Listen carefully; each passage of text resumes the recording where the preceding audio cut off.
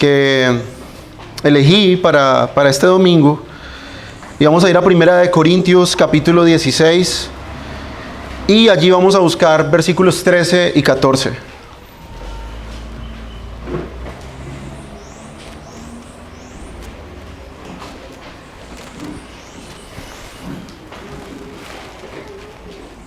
Dice la palabra del Señor: velad, estad firmes en la fe, portaos varonilmente y esforzaos.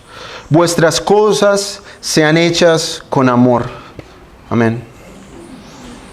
Señor, te damos gracias en esta mañana y te rogamos, oh Dios, que nos asistas, porque el terreno que vamos a pisar, Señor, es un terreno santo.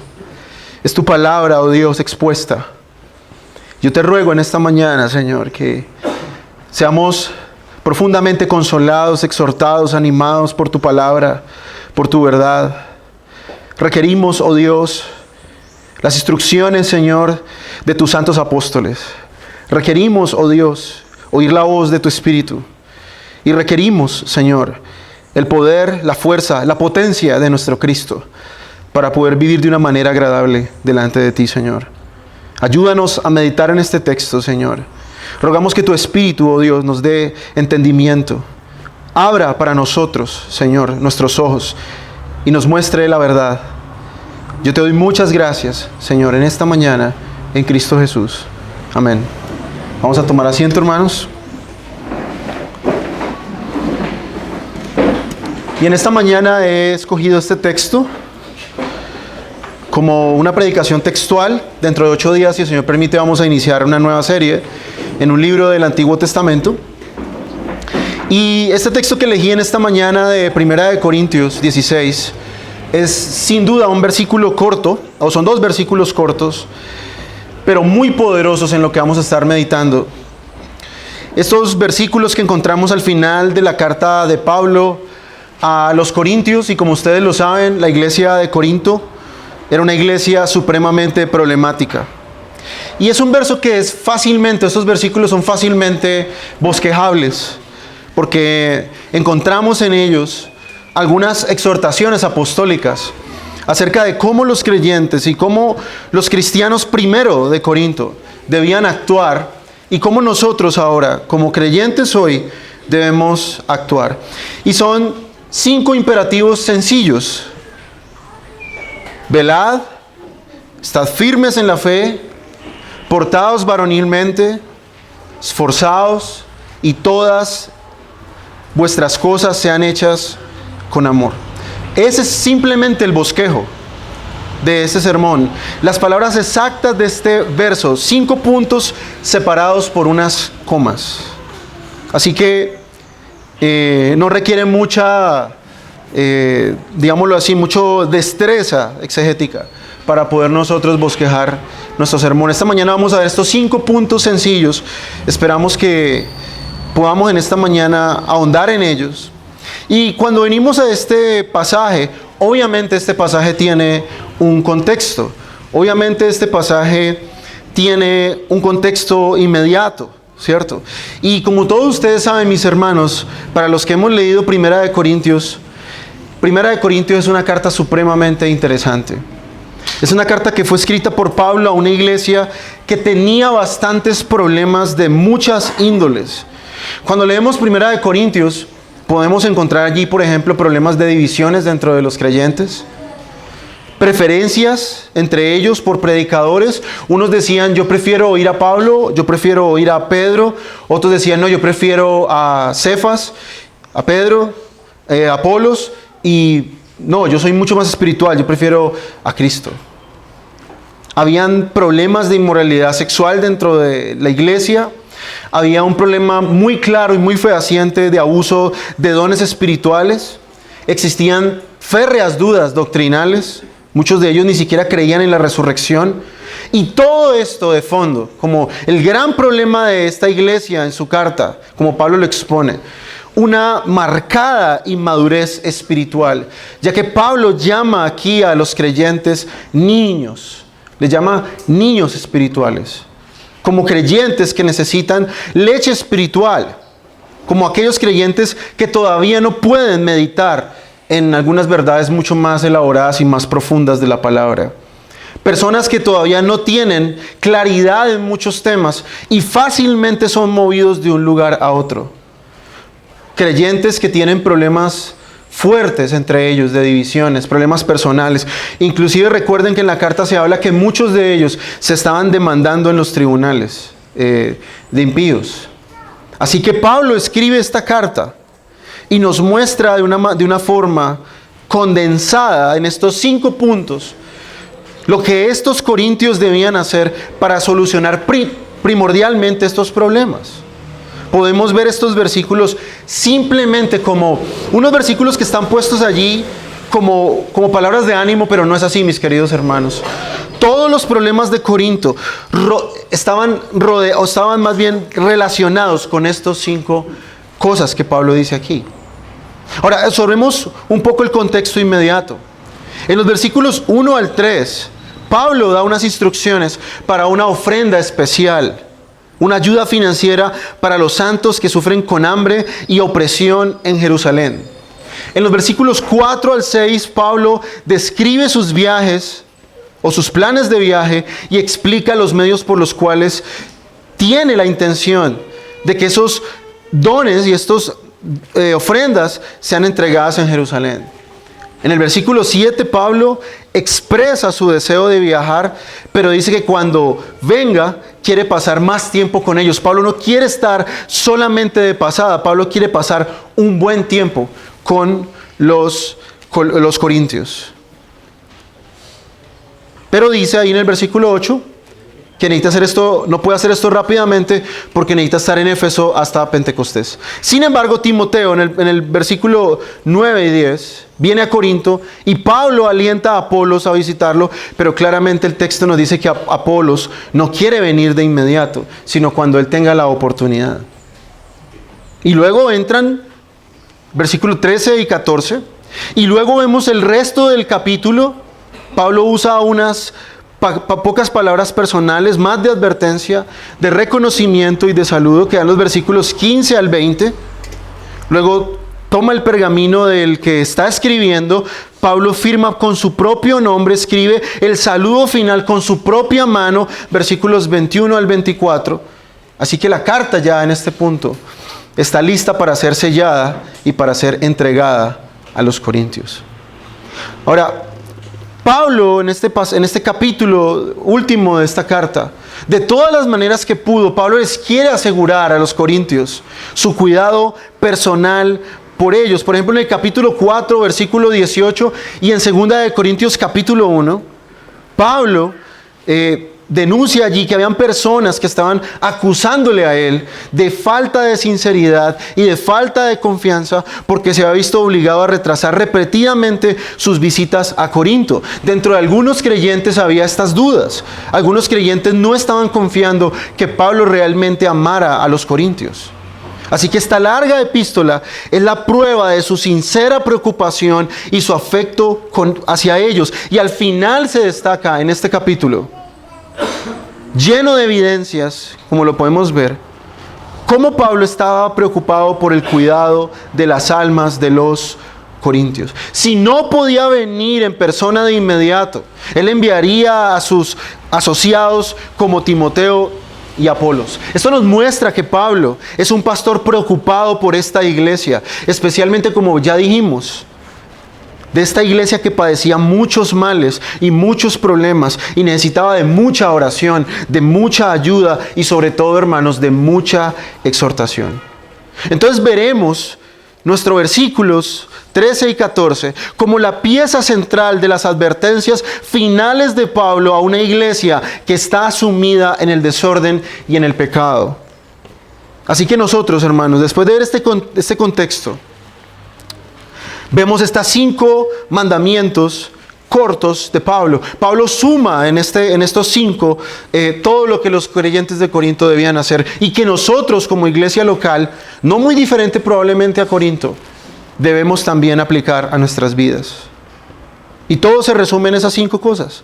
Ahora, algo muy interesante en el lenguaje de estos 2 versículos es que Pablo escribe aquí de una manera militar. Pablo usa una connotación militar. Pablo está dando órdenes como cuando un comandante en el ejército da órdenes a sus subalternos.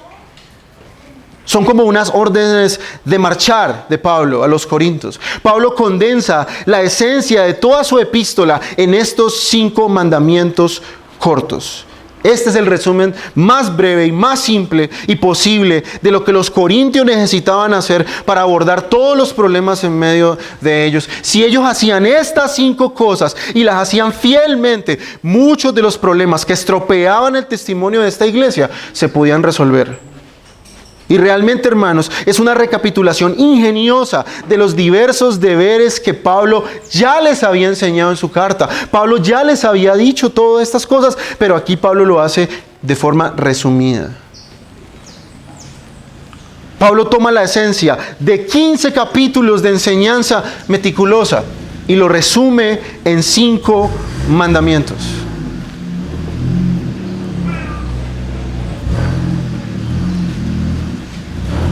Ahora, hermanos, ¿por qué Pablo utiliza un lenguaje militar? ¿Por qué Pablo utiliza y escribe de esta manera tan directa y tan militar en este texto? Bueno, Pablo les está recordando, hermanos, y a nosotros también, que la existencia del creyente en este mundo terrenal es una batalla. Mis queridos hermanos, ser creyente no es fácil. Ser un cristiano genuino y bíblico involucra una batalla, involucra una lucha, involucra un esfuerzo. Mis queridos hermanos, no es un banquete. Somos soldados comprometidos en una guerra, no personas alegres que disfrutan de una fiesta. Ahora, ¿por qué decimos esto, mis queridos hermanos? Porque la gran mayoría de los evangélicos contemporáneos no entienden estas verdades. La iglesia o la típica iglesia evangélica parece estar pensando que Cristo nos ha llamado a entretener, por ejemplo, al mundo, en lugar de ser soldados cuyo deber es librar una guerra, en primer lugar contra nuestros corazones, en segundo lugar contra la falsa religión y en tercer lugar contra el enemigo de nuestras almas. Y hay iglesias en este momento, mis queridos hermanos, no muy lejos de aquí en esta mañana, donde los pastores están haciendo exégesis de las últimas películas de Disney. Donde algunos están tratando desesperadamente de conectarse con la última moda cultural para caerle bien a las personas. Están contando historias o probablemente el último sueño que tuvieron esta semana. Van a estar dando probablemente conversatorios de superación personal en vez de dar sermones con contenido bíblico sólido. Están haciendo de todo menos alimentar a la grey de Dios que está en una guerra, que está en una batalla. Nada más, mis queridos hermanos, basta solamente con mirar a nuestro alrededor y escuchar lo que está pasando hoy en el mundo evangélico. Y nos da una impresión de que la amistad con el mundo es el principal objetivo de la iglesia moderna. Por eso Pablo usa este lenguaje militar para recordarnos, mis hermanos, que estamos en una guerra, que ciertamente nuestro Cristo ha vencido. Y ciertamente, como dice el Salmo 16, hay gozo y delicias a nuestra diestra para siempre. Pero no debemos olvidar, hermanos, que estamos en una guerra y que ese es nuestro pensamiento, debe ser nuestro pensamiento como creyentes. Es decir, por ejemplo, en el capítulo 9 de esta carta, Pablo usa una metáfora del soldado cristiano. Y en ese capítulo, Pablo dice que él no corre como a la aventura, sino que él corre y no golpea a alguien como quien golpea el aire. Y luego en el capítulo 14, Pablo cuando habla de los dones, usa también un lenguaje militar. Y cuando él habla de la trompeta que emite un sonido, Pablo se está refiriendo a aquella trompeta que usaban los soldados en guerra. Así que, mis hermanos, estas 5 cosas que vamos a ver en esta mañana son 5 órdenes dadas por Dios a los creyentes. 5 cosas en lo que nosotros debemos estar firmes en esta gran batalla que tenemos en este mundo. Está alerta, mantente firme en la fe, actúa varonilmente, esfuérzate y haz todas las cosas con amor. Así que vamos a ver brevemente estos 5 apartados que el texto nos muestra. Y lo primero que el texto nos muestra, y la primera orden del apóstol Pablo para la iglesia de Corinto, es que deben estar alertas. Y obviamente esta palabra, alerta, Pablo usa aquí una palabra en griego que da la idea de mantenerse despierto, de estar atento y de estar en guardia. Esta palabra se usa 22 veces en el Nuevo Testamento y a menudo se usa con respecto a la venida de Cristo. De hecho, Jesús utiliza esta palabra en Mateo 6 veces. En Mateo 24 y 25, en estos 2 capítulos que hablan de las cosas venideras, cuando Jesús está explicando las parábolas de los últimos tiempos, Él utiliza esta palabra alerta más de 6 veces. Y el punto es un argumento para una valiosa vigilancia en la anticipación de su regreso. Jesús está diciendo, por ejemplo, estén alertas porque no se sabe o no sabemos o no sabéis en qué día vendrá tu Señor. Jesús también usa esta misma palabra 2 veces en su mensaje en Apocalipsis a la iglesia de Sardis, allí en Apocalipsis 3, versículos 2 al 3, a una iglesia que está muerta. Y Jesús dice ahí en Apocalipsis, despierta y fortalece lo que queda y está por morir. Y esa palabra la usa también como advertencia a esta iglesia en el siguiente versículo. Si no te despiertas, vendré a ti como ladrón en la noche y no sabrás a qué hora vendré en tu contra. Así que esta palabra se usa en un contexto de vigilancia, en un contexto de estar alertas, de estar despiertos. Noten ustedes que esta es una palabra con connotaciones doctrinales, prácticas y sobre todo escatológicas. Y Pablo claramente tiene todas esas cosas en mente en su mensaje a los corintios. Pablo le está diciendo a ellos que deben mantenerse en guardia. Los enemigos de la verdad ya están en medio de nosotros, mis hermanos. Los enemigos del Evangelio ya se encuentran desde hace mucho tiempo rondando.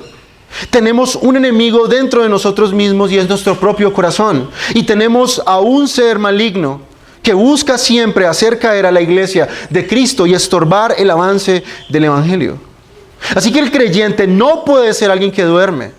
No puede ser alguien que ignora que el mundo que le rodea. El creyente no simplemente puede sentarse a esperar que las cosas ocurran. Y lastimosamente, hermanos, nosotros como creyentes reformados tenemos un lunar muy grande, hermanos.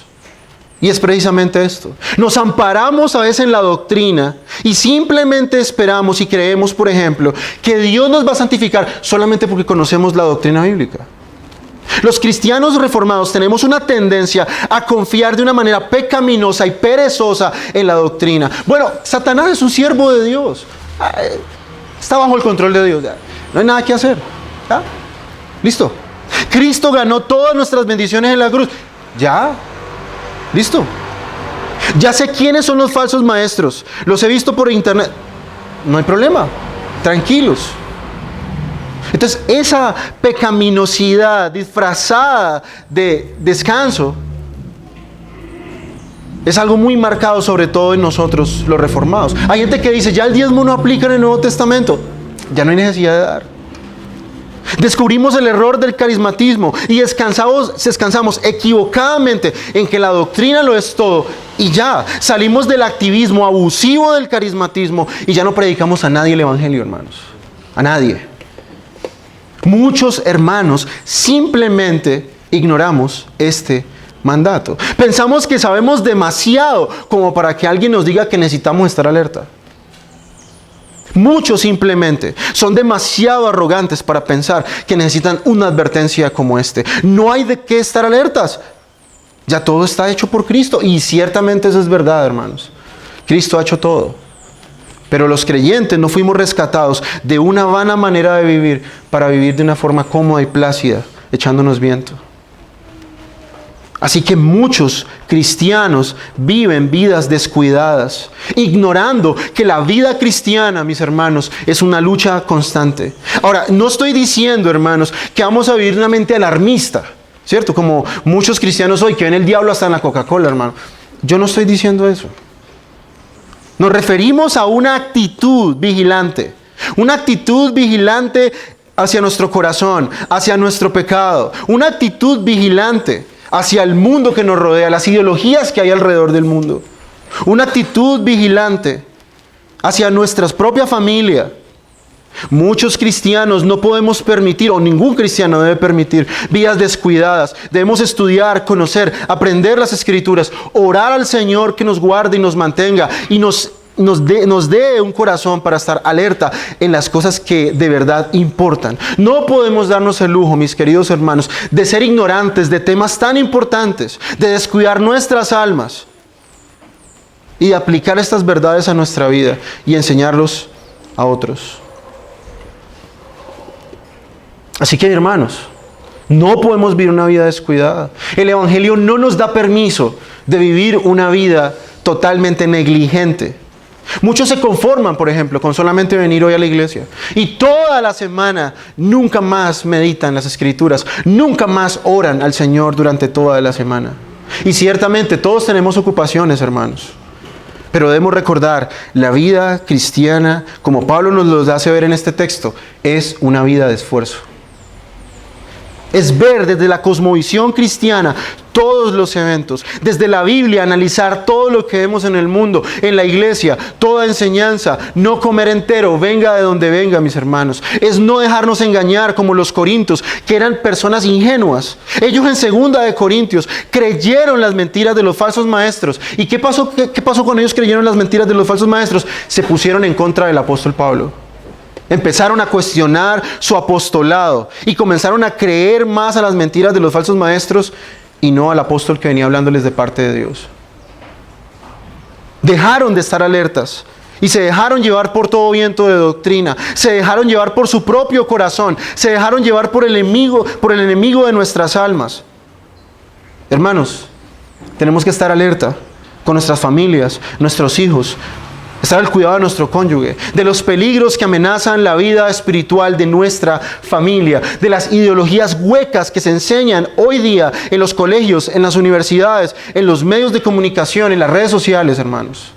No podemos ser cristianos descuidados, no podemos descuidar nuestras almas siendo negligentes en la alimentación diaria de la palabra de Dios a través de las devociones familiares y personales.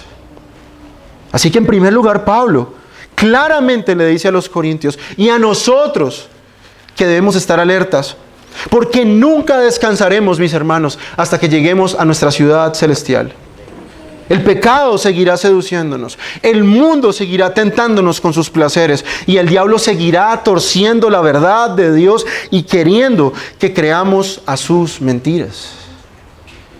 Eso es lo que Pablo le está diciendo a los corintios. Estén atentos. En primer lugar, sobre sus corazones, sus pasiones, sus palabras y su forma de vivir. Estén atentos el uno al otro para que no caigan en pecado y en tentaciones. Estén en guardia contra Satanás para que no seamos engañados. Porque como dice Pablo en su carta, no ignoramos sus designios o sus diseños o sus estrategias. Del mismo modo, hermanos, debemos estar atentos contra los falsos maestros que no se visten obviamente como el diablo. Son muy sutiles y que están al acecho para engañar y que ya han comenzado a sembrar el engaño en medio del mundo. Mantente, mi querido hermano, en guardia contra el mundo, contra las trampas y seducciones del enemigo y contra una vigilancia muy cercana a nuestro propio corazón. Mantente en oración, hermano. Medita las Escrituras. Aprende las Escrituras. Y prepárate, porque esta lucha, mis hermanos, no tiene descanso. Y en segundo lugar, Pablo nos va a decir algo muy importante, y es estar firmes en la fe. Y esto va encadenado. Piensen en esto, cada una de estas cosas van encadenadas una tras la otra. Después de decirles a los corintios que deben estar atentos y alertas, Pablo les insta ahora a que ellos deben estar firmes en la fe. Y en un mundo moderno como el de hoy, hermano, tener convicciones bíblicas sólidas es visto como algo extraño e incluso como arrogancia. Y no es arrogante tener convicciones bíblicas firmes e inamovibles. De hecho, es nuestro deber ser precisos en la doctrina y minuciosos en ella. Y llegar a convicciones firmes, fuertes, maduras y sobre todo bíblicamente informadas. Pablo incluso nombró esto como una de las evidencias necesarias de la fe auténtica. Ahí en Colosenses 1:23. Dice Pablo, si de verdad continúas en la fe estable y firme sin cambiar la esperanza del evangelio que han oído. No debemos ser niños, dice Pablo en Efesios capítulo 4, sacudidos de un lado para el otro por todo viento de doctrina. La estabilidad doctrinal, mis hermanos, es una virtud buena y preciosa, y sobre todo a los que aspiran a ser líderes de la iglesia debe ser una virtud necesaria. Los varones deben tener convicciones sólidas acerca de las escrituras, del evangelio, de la doctrina. Deben ser diestros en cómo aplicar las verdades bíblicas, porque a través de esto ellos enseñan, preservan, protegen y difunden las verdades del evangelio cristiano. No podemos darnos el lujo, mis hermanos, de ser cristianos fluctuantes, fácilmente influenciables en lo que creemos. Un día creemos una cosa, el otro día creemos otra, y es triste ver a cristianos un día creyendo en algo y luego, sin indagar, sin estudiar bien un tema, simplemente cambian sus bases doctrinales. De un momento a otro, sin consultar buenas fuentes, sin dedicar un buen tiempo a meditar probablemente este error en lo que uno puede estar. No quiere decir con esto que no podemos cambiar de opinión. Claro que sí. Todos nosotros cambiamos de opinión con respecto, por ejemplo, a la salvación. Nosotros creíamos que la salvación se perdía y creíamos que era por un mérito humano. Pero ahora nosotros creemos que la salvación es únicamente por la fe en Cristo y a través de la gracia del Señor. Y cambiamos nuestra forma de ver la salvación. Pero no, a lo que nos referimos con esto es que no podemos estar cambiando cada 8 días de convicciones bíblicas. Ahora, ¿por qué estas personas hacen esto? Bueno, porque son personas descuidadas. Noten ustedes que está ligado con lo que vimos antes. Son personas que no están alertas. Y en cuanto al conocimiento del evangelio, son supremamente superficiales. Se contentan con saber un poco o nada del evangelio. Se contentan con un conocimiento superficial de muchos asuntos que son vitales. No tienen compromiso ni consigo mismos en aprender más. Y ante cualquier eventualidad cambian su manera de pensar. ¿Qué peligro es esto para una iglesia local? ¿Qué peligro es para una familia tener a un padre, a un esposo que cambia de convicción como se cambia de medias? Un día cree una cosa, otro día cree otra, un día cree en la resurrección, otro día no. ¿Y qué peligro? Yo me imagino una familia así, ¿hacia dónde va? Nosotros necesitamos en esta iglesia local hombres que tengan convicciones acerca de lo que la Biblia enseña. Hombres que no están negociando la verdad y que entienden la seriedad de enseñar la verdad primeramente a sus hijos y a su esposa. Una familia será fuerte en la medida en que tenga más y más convicciones bíblicas sólidas. Si el esposo no cree, si el esposo duda acerca de las escrituras, ¿cómo podrá edificar a su familia? ¿Cómo podrá enseñar a su esposa y a sus hijos?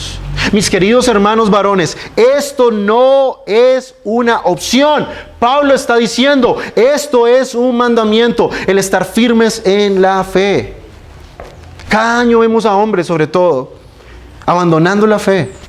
En un mundo donde muchos todo el tiempo abandonan sus convicciones, nosotros debemos perseverar en ellas. En medio de un mundo donde muchos hombres hoy tienen miedo del que dirán, miedo de estar firmes por Cristo, nosotros debemos estar firmes.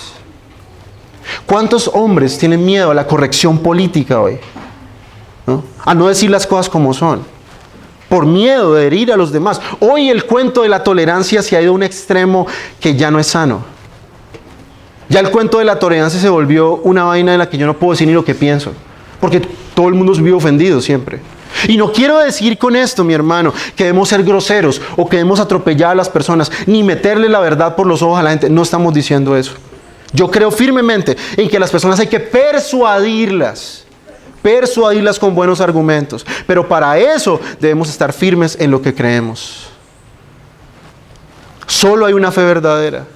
Si tu fe en las Escrituras no es lo suficientemente fuerte como para afirmar inclusive ese hecho sin equívocos, realmente, hermano, en esta mañana necesitas reflexionar con mucho cuidado lo que Pablo está diciendo aquí. Porque créeme, el mundo todo el tiempo nos exige que le demos un argumento de nuestra fe.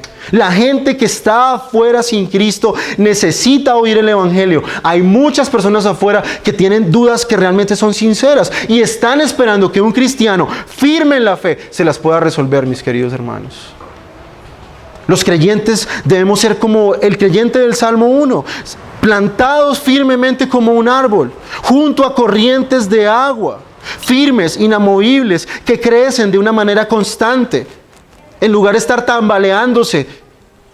El Salmo 1 nos muestra ahí esas imágenes de un árbol, y eso es supremamente significativo para nosotros. Como los árboles podemos estar llenos de vida y energía, pero esto no va a pasar a menos que estemos firmemente plantados en la verdad de Dios.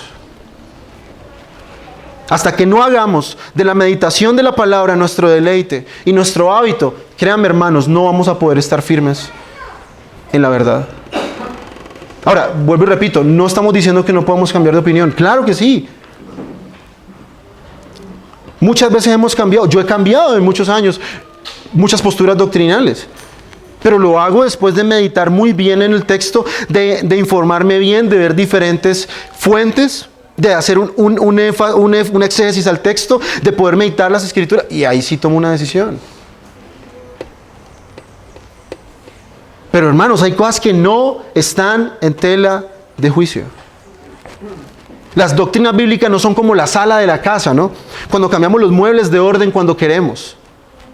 Se supone que no debemos ser como los filósofos atenienses de Hechos 17. ¿Recuerdan ustedes cuando Pablo fue a Atenas? ¿Qué dicen estos filósofos? Que ellos siempre estaban atentos a ver qué nuevo escuchaban, ¿no? El objetivo de nuestro estudio no debe ser el cambio constante de nuestras creencias, sino afirmarnos de una manera constante, sólida en la verdad bíblica.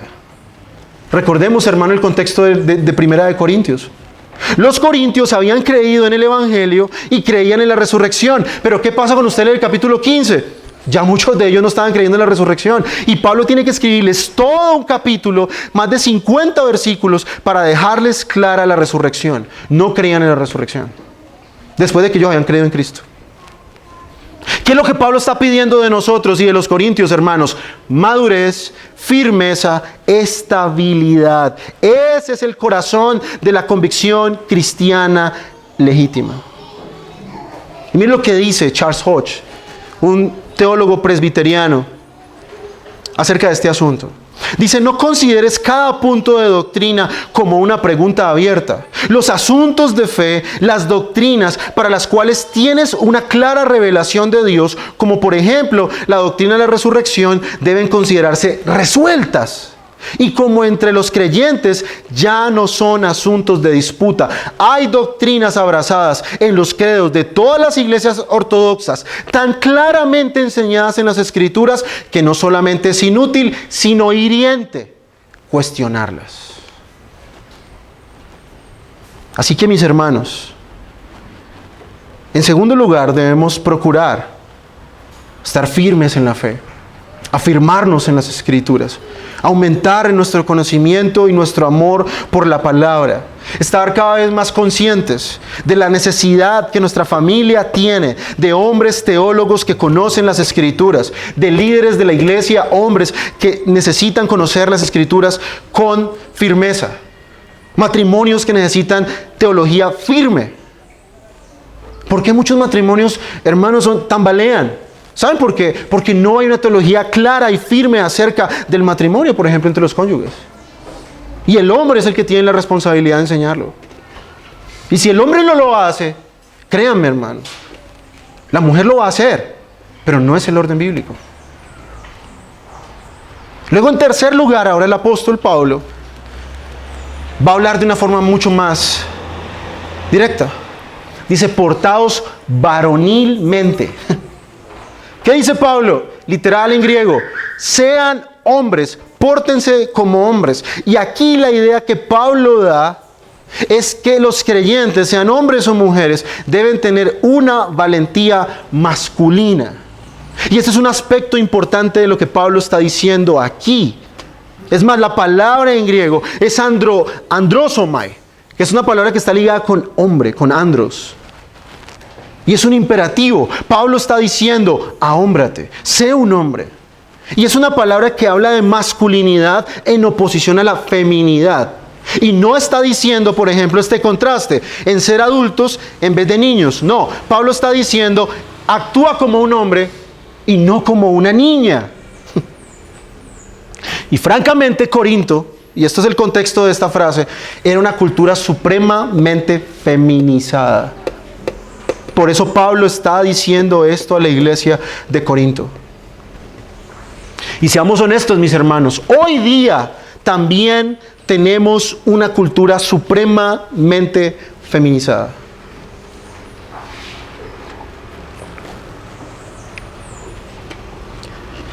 Hoy vemos, dizque, hombres, hermano, en las revistas, yo esto mi esposa, las revistas de productos, dizque un tipo maquillándose, hermano. Dígame si eso no es una cultura cada vez más feminizada. Vemos a hombres andando en tacones, hermano. Hombres usando falda. Vemos a muchos hombres actuando de una manera femenina. Así que ser hombre es ciertamente un aspecto de lo que Pablo quiere decir, pero va mucho más allá. Pablo está elogiando todas aquellas características que consideramos masculinas en vez de femeninas. Aunque esto que estoy diciendo obviamente para muchos aquí puede sonar machista, ¿cierto? Puede sonar machista para muchos.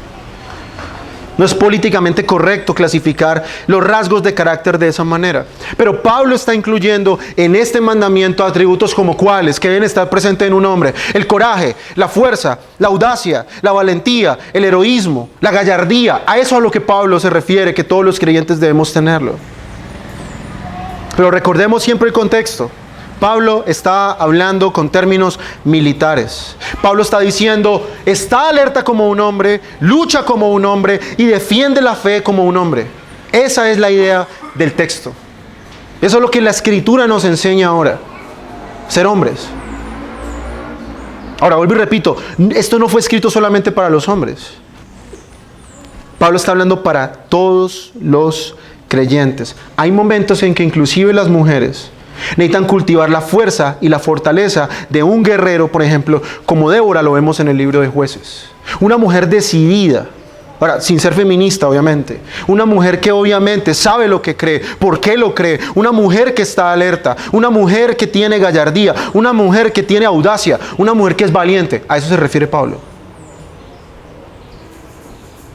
Así que esto se aplica a todos los creyentes en la iglesia. Es el deber particular, obviamente, de los hombres, ser líderes espirituales y modelar una actitud masculina, vigorosa, vigilante, firme, valiente. Y me encanta aquí que Pablo no tiene escrúpulos acerca de conectar estas ideas con la masculinidad. Pablo una vez más nos dice, hermanos, seamos hombres. Y hoy, en una cultura donde el ser hombre es mal visto, ya ustedes ven las feministas en las marchas, ya es un crimen nacer hombre, ¿cierto? Muerte al macho, dicen ahí, ¿no? Y obviamente ellas son las que quieren ser ahora el hombre. Y nosotros, hermanos, si no estamos alertas, si no estamos vigilantes, poco a poco vamos comprando esas ideas. Poco a poco el feminismo, la corrección política comienza a minar nuestro corazón y a creer lo que esta cultura nos quiere imponer. Pero noten ustedes la esencia de esta frase. Es estar firmes, es ser fuerte. Son cualidades de carácter, ¿cierto? La masculinidad no tiene nada que ver, por ejemplo, con tener barba. Hay hermanos aquí que no tienen barba y son hombres, ¿cierto? No tiene que ver con el hecho de tener músculos, ir a un gimnasio a sacar músculo. Entonces, entre más músculos tengo, más hombre soy. No, Pablo está hablando de cosas del carácter. Actuar como un hombre es estar ahí firme, es tener coraje, es tener valentía, es vigilar a mi familia, es estar alerta a lo que Dios me ha dado a mí que cuidar. Así como Dios puso a Adán en Génesis a cuidar del huerto del Edén, nuestra familia es nuestro huerto del Edén, hermanos. Y para eso se requiere ser un hombre, actuar como un hombre. Es más, mire usted lo que sigue en el 4, en el cuarto punto.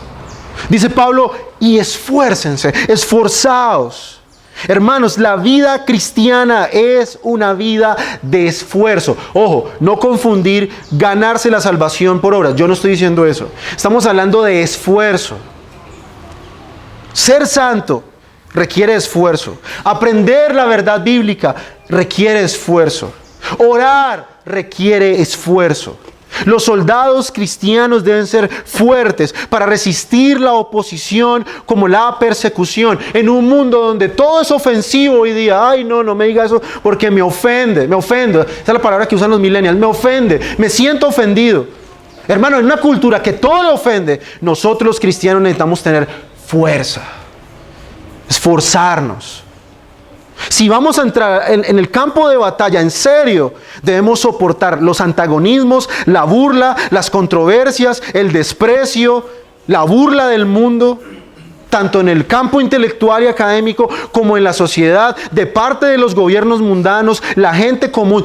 Todo el mundo se va a oponer a Cristo y de paso a usted. Y se necesita esfuerzo para soportar todos los embates del mundo. Se necesita tener pantalones y esforzarnos para ser un cristiano genuino y verdadero. El cristianismo no es para los pusilánimes. El cristianismo no es para los que se sienten fácilmente ofendidos por el mundo. Si tú eres fiel, vas a ser perseguido y este mundo pecador va a estar en tu contra. Y te tengo una mala noticia, el mundo va de mal en peor. Y cada vez va a ser más difícil ser creyente. Yo no soy postmilenialista, hermano. Me perdonan. Los postmilenialistas creen que el mundo va a mejorar y que todo el mundo va a ser evangelizado. Yo soy de la convicción amilenial. Cada vez el mundo será peor porque eso es lo que dice la Biblia. Cada vez los hombres irán de mal en peor, engañando y siendo engañados, dicen las Escrituras. Las cosas no están mejorando en el mundo. Por eso tenemos que estar en guardia. Necesitamos fuerza para la batalla. Pero ojo, Pablo no está hablando de fuerza física, hermano. No se suscribe al gimnasio, no es fuerza física. Pablo dice, las armas de nuestra milicia no son carnales. Pablo está hablando del carácter. Para ser un cristiano firme, se necesita carácter. Se necesitan estas cosas que Pablo está diciendo. Integridad combinada con persistencia, con constancia, con perseverancia. Y eso es lo que nosotros necesitamos. Si queremos llegar a la Sion celestial, mi hermano, más vale que nosotros tengamos fuerza. ¿Han visto ustedes la película del Progreso del Peregrino? ¿O han leído el libro? Todas las cosas que cristiano pasa por toda esa historia. Terribles, engaños, tropiezos, caída, encarcelado, muerte de su amigo fiel. Y llega al final a la Sion celestial, pero no llegó acostado en un coche, ¿no? En un carro. Él llegó por su propio esfuerzo también. Él tuvo que esforzarse. Hermanos, no podemos crecer en la fe sin esfuerzos. Los libros no se van a meter aquí en la mente, hermano, poniéndoselos así como hace el Chavo del 8, hermanos. Usted colocando la teoría sistemática aquí no le va a entrar. Hay que leer, hay que esforzarse, hay que estudiar. Hermano, el poder del pecado es muy fuerte en el corazón humano. Es muy fuerte, arrastra. Y para eso necesitamos esfuerzo. No podemos avanzar en el camino de la santificación, ni ser más como Cristo, si no nos esforzamos. Ahora, ¿este esfuerzo de dónde viene? Y ese es mi punto. ¿De dónde viene ese esfuerzo? De Dios mismo. Dios nos da las fuerzas para luchar de una manera espiritual con todas estas cosas.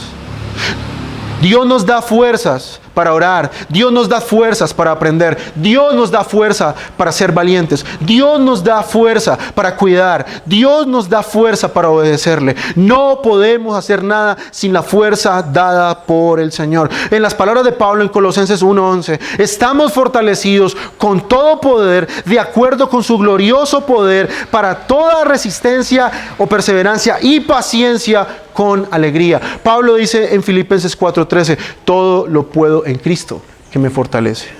Él es el que nos fortalece. Sé fuerte, mi hermano, pero sé fuerte en la fuerza y el poder del Señor. A mí me encanta cómo Reina Valera traduce la fuerza de Cristo. Dice la potencia de Cristo. Esa palabra traduce mucho más fuerza, potencia. Eso es lo que el creyente necesita, hermano, para poder caminar en Cristo. Fuerza, potencia, esfuerzo. Ánimo. Así que si te faltan fuerzas en esta mañana, en Cristo puedes hallar nuevas fuerzas. Solo clama al Señor que te dé lo que Él mismo te pide en este mandamiento. Dios nos da lo que le pedimos conforme a su voluntad. Y Dios está totalmente encantado en que le pidamos sus fuerzas. ¿No es eso lo que Dios hace todo el tiempo? A través de diferentes adversidades y dificultades. Dios todo el tiempo a través de la providencia nos grita: tú no puedes solo, tú me necesitas. Y nosotros seguimos tratando de ser cristianos en nuestra fuerza. Todo el tiempo el Señor, a través de dificultades, aflicciones, nos muestra cuán incompetentes somos, cuánto necesitamos de su fuerza y su potencia y su poder. Y nosotros seguimos pensando que podemos ser creyentes de nuestra fuerza. Requerimos la potencia de nuestro Dios, requerimos la fuerza, y en Cristo se encuentra todo ese poder. Dice Pablo en Efesios que ese mismo poder que resucitó a Cristo de entre los muertos es el poder que habita en los creyentes para nosotros poder ser cristianos. Eso es lo que Dios exige de nosotros, hermanos. No podemos ser cristianos bajo nuestra propia fuerza. Y ahora, hasta aquí pareciera que todo es una vaina de fuerza y masculinidad. Pero miren lo que dice después del versículo 14. Nos manda a hacer todo esto, ¿con qué? Con amor.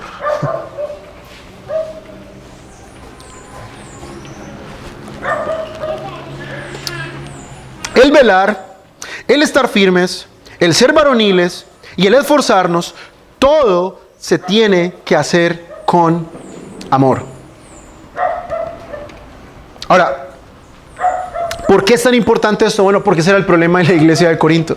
Si ustedes leen, Pablo expone magistralmente en el capítulo 13 todo un tratado acerca del amor. Los corintios tenían dones espirituales, los corintios sabían muchas cosas, los corintios, muchos de ellos tenían dinero, otros corintios eran esclavos.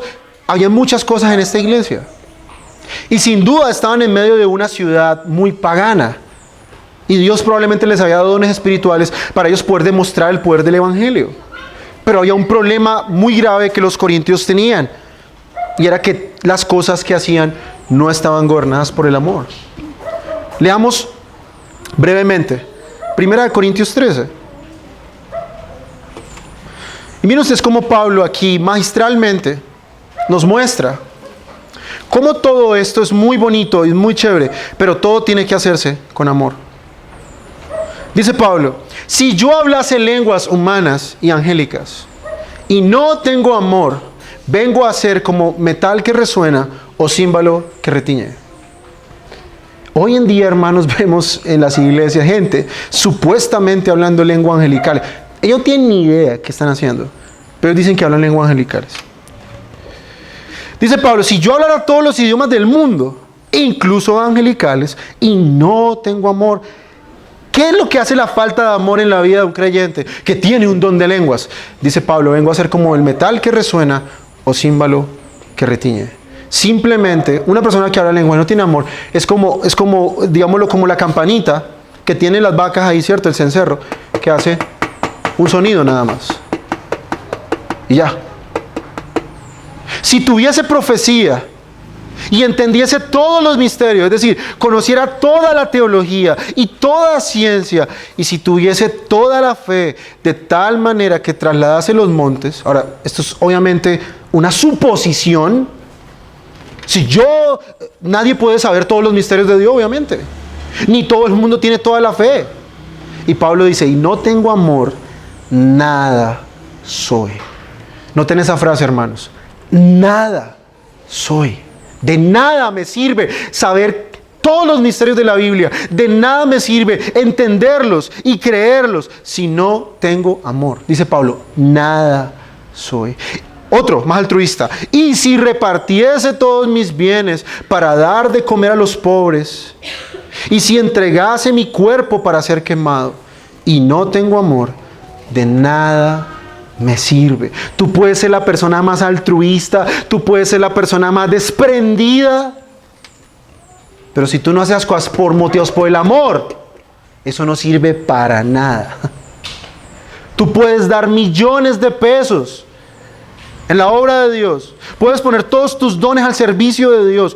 Tu casa, lo que quieras. Si tú no lo haces realmente, motivado por el amor a Cristo y a tus hermanos, de nada te sirve. Todo debe estar gobernado por el amor. Si estamos alertas, sin amor, ¿sabe qué va a pasar, hermano? Vamos a señalar a cualquier persona o cualquier idea, hasta nuestros propios hermanos. Si tenemos convicciones sin amor, no vamos a poder persuadir a nadie. Y en vez de convencer, vamos a coger a la gente del cuello. Crean el Evangelio, crean el Evangelio. Eso no funciona así. Es por amor. Ser varonil sin amor nos hará duros e implacables y sin misericordia. De nada sirve ser varonil si no tengo amor. De hecho, un verdadero hombre sabe amar a su mujer. Si nos esforzamos sin amor, nos convertiremos en personas legalistas, buscando en nuestras fuerzas obedecer a Dios, pero sin amar a Dios y sin amar a nuestros hermanos. El legalista obedece, pero él no ama. Él no ama a las personas. Así que miren ustedes cómo el amor regula todos estos mandamientos. El Espíritu Santo ha inspirado a Pablo de una forma magistral, mostrándonos cómo lo que sostiene todas estas cosas es el amor. Dice Matthew Henry este texto: el cristianismo nunca parece tener tanta ventaja como cuando el amor de los cristianos es más evidente, cuando pueden soportar a sus hermanos que están equivocados y se oponen a sus enemigos abiertos a su santa fe en el amor. Cuando todos se hacen amor, cuando se comportan uno al otro con amor y hacia los hombres con amor y con un espíritu de mansedumbre y de buena voluntad. Matthew Henry dice que el cristianismo llega más fácil a la gente cuando todo se hace con amor. Muchas veces, hermano, yo veo cristianos tratando de convertir a sus familias a punta dándole Biblia en la cabeza, hermano. Eso no funciona así. Hay que persuadir firmemente, estar firmes, sí, estar alertas, con amor. Ya vimos ahí en 1 Corintios 13, de nada me sirve hacer todas esas cosas si mi motivación principal no es el amor a Cristo y es el amor por los hermanos. Y amor, obviamente, el amor bíblico, es un amor que a veces duele, pero es amor. Es como el amor de la mamá con la correa, duele, pero es amor. Así que, mis hermanos, noten ustedes cómo Pablo, de una forma concreta, les da la respuesta y la solución a todos los problemas de esta iglesia de Corinto. Pablo le dice: estén alertas. Pablo les dice: estén firmes en la fe. Pablo les dice: portaos varonilmente, con valentía, con gallardía, con heroísmo. Esfuércense en la fuerza del Señor. Pero todas estas cosas háganlo con amor. Sin amor, esas 4 cosas no van a servir de nada. Debemos estar alertas, pero amorosos. Debemos tener convicciones sólidas, pero amorosos. Debemos ser varoniles, pero con amor. Debemos ser esforzados, pero con amor. Todo debe ser hecho con amor. Y Cristo, Él refleja todas estas características. Nunca hubo un hombre tan alerta al pecado, a la persecución del mundo como Cristo. No hubo un hombre que tuviera tantas convicciones sólidas como Cristo. No hubo un hombre tan varonil como Cristo. No hubo un hombre que tuviera tanto esfuerzo como Cristo, y no hubo un hombre tan amoroso como Cristo. Él modela todas estas 5 cosas que vemos en el texto. Él nos da todo esto para que podamos perseverar. El mayor deseo de Cristo es que caminemos con Él. Yo no quiero, hermano, que usted se vaya de esta mañana pensando que esto es un obstáculo, como que, uy, no, todo está muy difícil. ¡No! Cristo quiere darnos todas estas cosas para que podamos caminar con Él. Como creyentes debemos cultivar estas características porque eso es lo que Cristo mismo es. Aquí no estamos hablando de nada diferente. Cristo tiene todas estas cosas. Así que nuestro deseo en esta mañana, hermanos, y a lo que yo los animo, a lo que yo los motivo en esta mañana, hermanos, es que anhelemos tener estas cosas en nuestro carácter. Si estas cosas no están presentes en ti, mi querido hermano, Pídele al Señor que te las dé. Y gustosamente, como dice Santiago, sin reproches, Él nos dará sabiduría. Él nos dará estas cosas. A Dios le encanta cuando los creyentes ruegan por estas cosas. Señor, quiero ser más como Cristo. Quiero estar más alerta. Quiero tener convicciones sólidas, más fuertes. Quiero ser más varonil, Señor. Quiero estar más esforzado, Señor. Y sobre todo, Señor, yo quiero ser amoroso en todas estas cosas. Sin duda la iglesia local necesita hermanos alertas, hermanos que tengan convicciones, hermanos que se comporten varonilmente y que sean esforzados, pero sobre todo la iglesia local necesita hermanos que amen a Cristo y amen a los demás hermanos. Si no amamos a Cristo, mis hermanos, todas estas cosas no van a servir de nada. Si no amamos a nuestros hermanos, esas cosas no van a funcionar, ni van a servir. Así que yo les motivo en esta mañana a que persigamos estas cosas, que anhelemos estas cosas en nuestro carácter. Pero todo esto lo hagamos por amor a nuestro Señor Jesucristo. Vamos a orar, hermanos.